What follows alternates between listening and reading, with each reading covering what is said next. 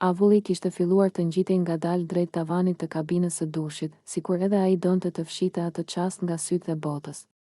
Limi qëndronte pranë Albes, jo shumë afër, por mjaftueshëm sa prania e tij të ndihej.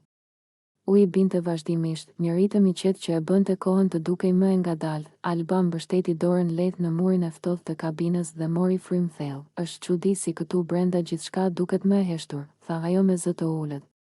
Limi buzëqeshi, jo çdo ditë e shoh Alben kaq të qetë, ia ktheu ai. Të shkon shumë kjo qetësia. Ajo e pa shkurt, me një vështrim që përzinte habin dhe një ndjenjë të ëmbël. Po fillon me komplimente?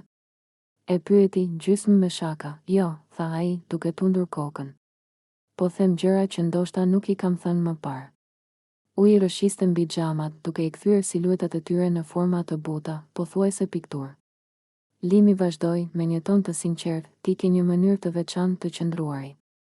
Edhe kur nuk flet shumë, prap e mbush hapësirën. Alba uli syt, e ndjer për një çast të zbuluar jo nga kamerat, por nga fjalët. Nuk jam mësuar t'i dëgjoj këtu brenda, tha ajo. Pikërisht pse jemi këtu, u përgjigj ai. Gjithçka është lojë, strategji. Por ka momente që janë reale. Koha kalonte, pa u ndjer. Secili sekond dukej se shtrihej më shumë se zakonisht. Limi e vështroi nga profili dhe shtoi me zë të qetë, je shumë e bukur, Alba. Jo në mënyrën që e thon të gjithë, por në një mënyrë që të bën të ndalesh e të shikosh. Ajo buzëqeshi lehtë, një buzëqeshje që nuk ishte për kamerat. Ti flet bukur, tha. Të bën të harrosh ku je.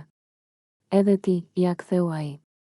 Kur je afër, gjithçka tjetër bëhet më pak e rëndësishme. Jashtë kabinës, Dolce qëndronte i palvizur. Sytë e tij ishin ngulur në xhamat e mjegulluar, duke u përpjekur të dallonte diçka më shumë se hijet. Nuk dëgjonte fjalët, por i imagjinonte. Dhe ajo ishte pjesa që i diqte më shumë, të mos e dinte saktësisht çfarë po ndodhte.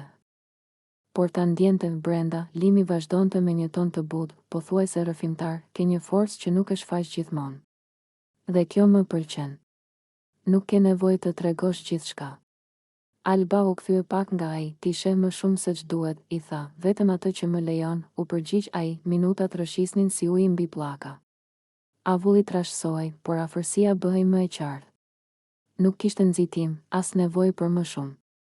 Ishte thjesht një moment ku fjalët, vështrimet dhe heshtja bashkëjetonin. Nga jashtë, Dolce u largua ngadalë, me një ndjenjë që nuk dinte ta emërtonte saktë. Inat? Xhelozi? Apo thjesht frikë se po humbiste diçka që nuk e kishte thënë kurrë me zë të lartë. Dhe kur dushi mbaroi, ajo që mbeti nuk ishte avulli, por një tension i butë, një lidhje e padukshme që sapo kishte filluar të merrte formë, në një shtëpi ku asgjë nuk mbetet sekret për shumë gjallë.